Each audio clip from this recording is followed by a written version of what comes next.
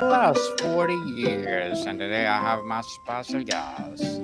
She is a keynote speaker, leadership consultant, and of course, executive coach, no other than Miss Julia Rock. Hello. How are you doing, Daniel? Thank you so much Um, for having me. yes, I'm fabulous, fabulous Miss Julia, and can you please introduce more about yourself? Absolutely, absolutely. So you already said I'm a keynote speaker, leadership consultant, and executive coach, but I'm the founder and CEO of Rock Career Development, and it's a Houston-based consulting firm, and we help organizations to retain their best talent and get the best out of them. And we do that through customized leadership development solutions. And so we do trainings, workshops, we do consulting programs, and I go into organizations and share a message through keynote speeches to help them improve their leadership so they can retain their talent. Yes, remain the talent, people, and we're gonna talk about why top talents leave Yes. organizations. Tell us what are the most common non-financial reasons why performers leave companies? Well, the first part is about the leadership they have. Gallup has some research that shows that 70% of the variation in employee engagement is driven by manager behavior. So when you have better managers, you have more employed or more engaged employees, which means they stay. So the number one reason in my book is when people have leadership challenges or they don't have a great manager. One of the other reasons is misalignment of values. So perhaps when you started in an organization, you thought that this was what you wanted to do. You thought the company was on the same page with you, had the same values. And then over time, you realize that it was no longer a fit. And so you decide, there's no way for me to work through this. I'm going to find someplace else to work. Another reason that I've seen, especially for top performers, is their workload. For when you have a person who's a top performer, they keep getting work laden down on them, and after a while, they begin to just burn out. So they are frustrated, they're overwhelmed, they're not getting the support they need because everyone thinks they're fine. And they leave. And so those are some of the reasons. And then around the ideas of values, I also tie that to purpose. So when people don't feel like their work has a purpose anymore, they're just kind of making the widgets, but they're not really part of something greater than themselves. That's another reason why they leave. What early warning signs do leaders often miss when top talent becomes disengaged? So one of the biggest signs I think they miss is when their talent starts to pull back, because because the top talent, they will still perform because it's within them, that's their nature. They're going to always deliver. But the difference is they may no longer be bringing forward the same ideas that they used to. They may not be as excited about the projects that are coming forward. And so those are subtle. That's a subtle sign to say, hey, maybe this person is not as engaged as they used to be. Another thing is when you see them where maybe deadlines start to slip. So again, they'll still get things done, but perhaps things are not getting done as quickly, or maybe they used to beat deadlines before and now they're just meeting them. And so even though it doesn't seem like the sky is falling, they're still getting things done. It's a subtle difference to see, okay, they're not at performing at the same high level that they used to, or they're not bringing ideas forward or being as innovative or creative as they used to be. And the last thing I'll mention is you'll see a change in just their demeanor and their disposition, how they show up. One of the performers, top performers that left one of my teams in corporate, the first day I met her, she was really energized, really, really outgoing. But a month later, because she had been overburdened, but I came in behind her last manager, I saw a change in her. Like seeing how she showed up on calls, she just seemed exasperated with a lot of the things that we were talking about. And I remember talking to her, and she finally shared the fact that she was getting ready to leave the company. And I guess I just got into the role too late to change anything. And so those are some of the reasons you'll see, or some of the signs that leaders will miss when their top talent is getting ready to leave, or that they're burning out or disengaging. And how does a company culture silently push away the best employees? Well, how much time do you have? But there's so many ways. One of the biggest ways that they can push employees away is with um with a culture that doesn't recognize talent for their performance. You know that even though you're doing hard work, you're doing a great job, you're not getting a thank you ever, right? Maybe they throw a gift card at you once a quarter or something, but you don't get any sort of genuine heartfelt thank yous for any of the work that you're doing. So it's a culture of thanklessness. One of the other things that I see from a cultural perspective is the idea of everybody is a family, but it's asking people to just do more work and not have any boundaries. I can't tell you how many clients that I've worked with that they've gotten frustrated with their bosses and their company culture because it's always like, well, you can stay later or you can give this up because we're all a family. We have to all roll up our sleeves and get things done. But what they're really looking for people to do is erode their boundaries, skip dinner with their families, skip their workouts, skip whatever. And so people get overburdened and they get overwhelmed with what the company is asking them. And then one of the other big things is holding people back from career progression. What happens sometimes, especially with top performers, is that the culture wants to keep those top performers in those seats instead of promoting them and letting them grow because they've gotten used to how well they're performing in that seat. And so a culture that doesn't really promote people based on their performance and allows them to fly where they're trying to hold people back and stunt their growth, that's another major way. And then the last one is a culture that lacks accountability. One of the things that I saw in my own corporate career is that there were employees who got tired of seeing leaders who were either mistreating employees or they weren't performing at their best level. And they were either getting promoted or they were getting a slap on the wrist, and there was no accountability for those folks. And so the employees are looking around like, well, we get held to such a high standard. If we don't perform, we get put on a PIP, but we get to see these leaders and they get to walk around with no accountability. So like I said, there's several reasons why company cultures drive away their talent for sure. And what's the straw that breaks the camel's back moment for most top performers? Being honest, I don't know if there's really a straw that breaks the camel's back. It'll be just it could be something small that they're finally like, I'm done with it. But it's been this kind of cumulative effect of feeling unrecognized, feeling like you've been getting nothing but work, feeling like you don't have any purpose, and then finally it's that moment where they're just like, enough is enough, and it'll be a small thing where they get asked for this one report or this one thing and they're just like, I'm done. But typically it's something that's been building up over time and they were maybe just toying with the idea, and finally that one small thing happens and they said, you know what, today's the day I'm putting in my 2 weeks, and I'm out of here. Hmm. Yes. So why do exit interviews often fail to reveal the real reasons people live? So I think there's things on both sides. Sometimes even when people are leaving, they're still trying to leave on the right foot. And so they try to say, "Oh, I'm going to find myself," or "I'm going to um I'm going to do something different or try something new." They're not really willing to say, "Hey, I'm leaving because the culture sucks," because they still want to keep the door open. Perhaps they want to leave on good graces. And on the other side of things, sometimes those exit interview questions don't really get to the heart of the matter, or they kind of dance around it a little bit.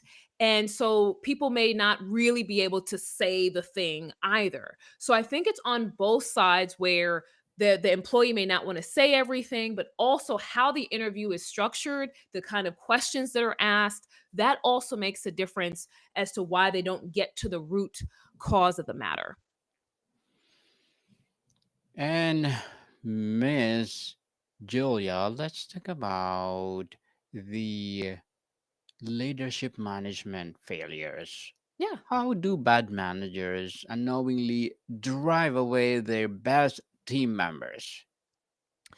So it's funny you mention that because I have a Substack, and so I write on Substack every day. And one of the things I talked about yesterday was micromanaging, and that's one of the biggest ways that that you can drive away your performers is micromanaging, because especially if you have top talent, these are people that can go and run. You just have to give them the task, and that's it. You don't need to breathe down their necks.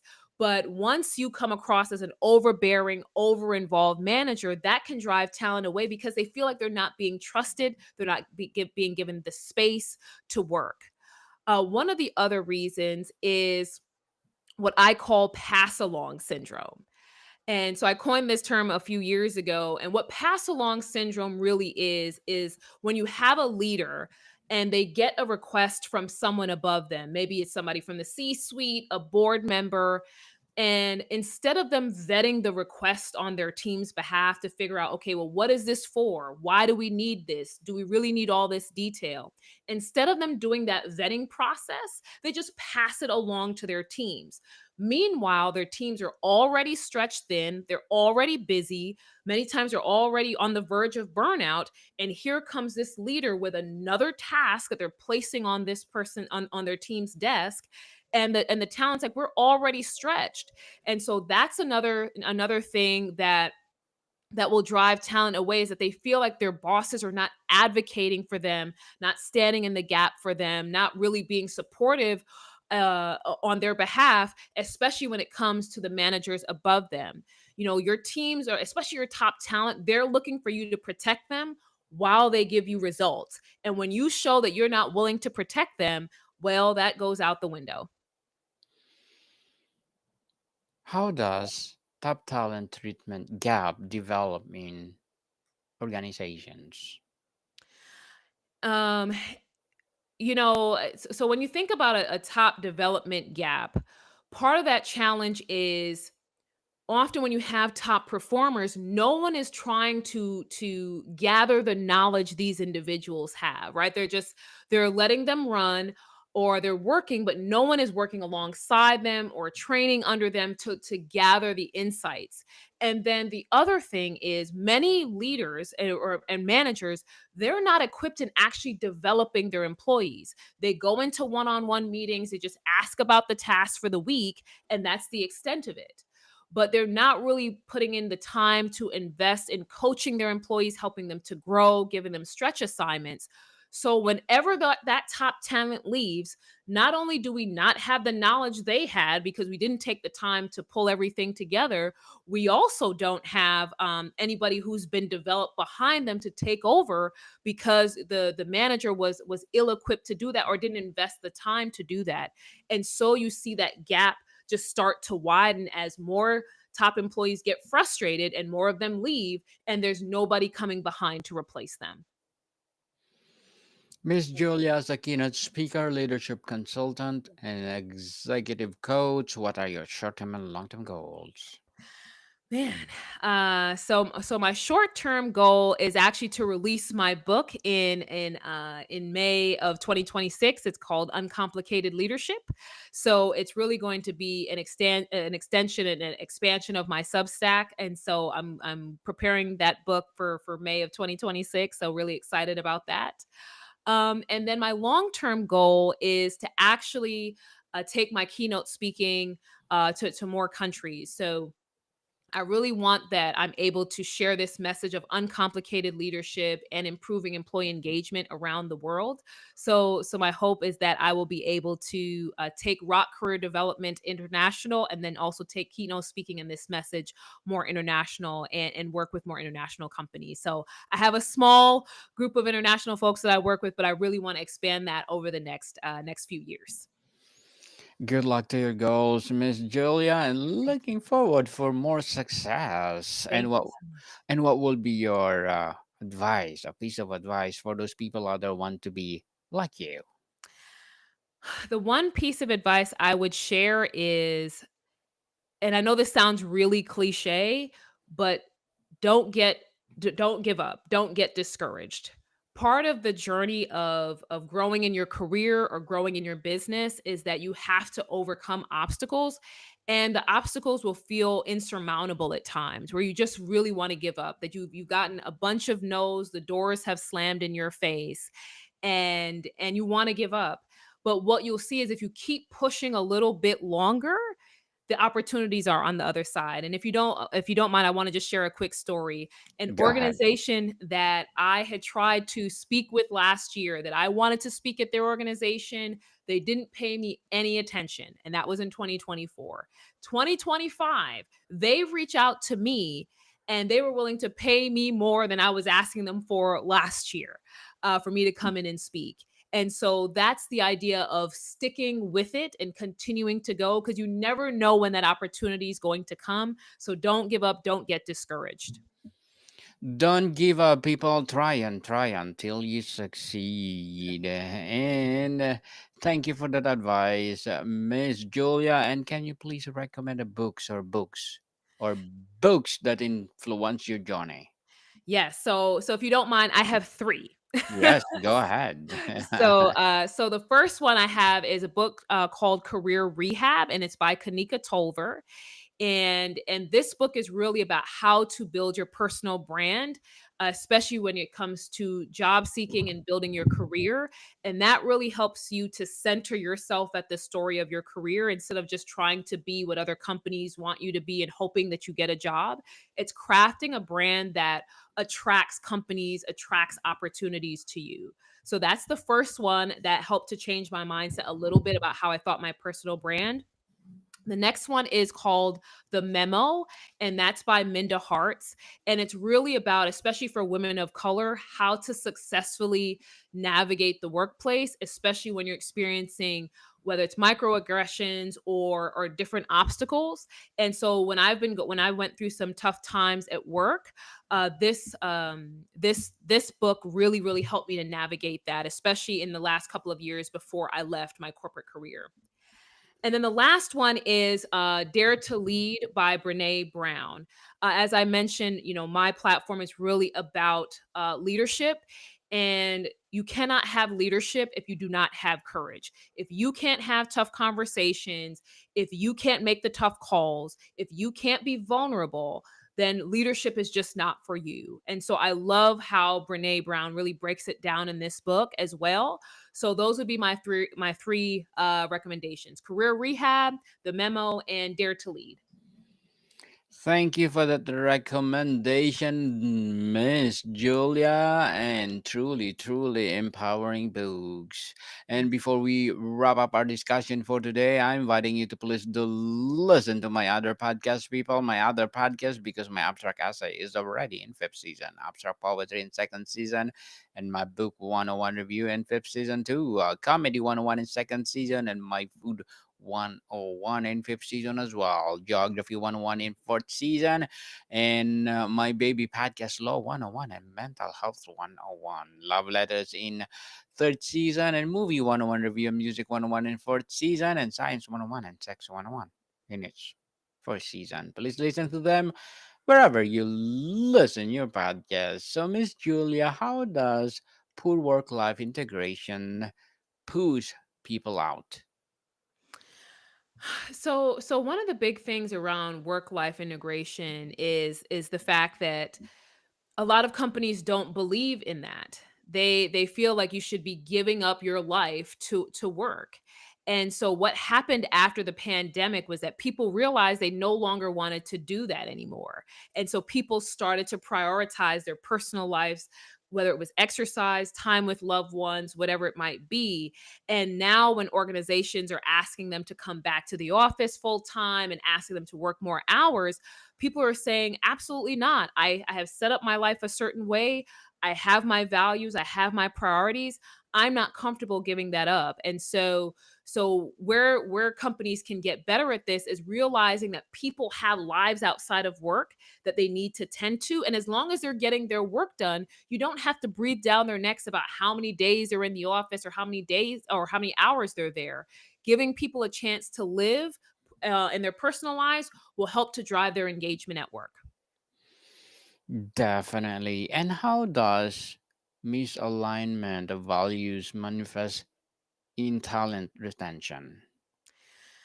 So one of the big things when it comes to and I alluded to this earlier around the misalignment of values. When you join an organization, it's not just for a paycheck. You're typically looking to see, okay, does this company stand for what I stand for?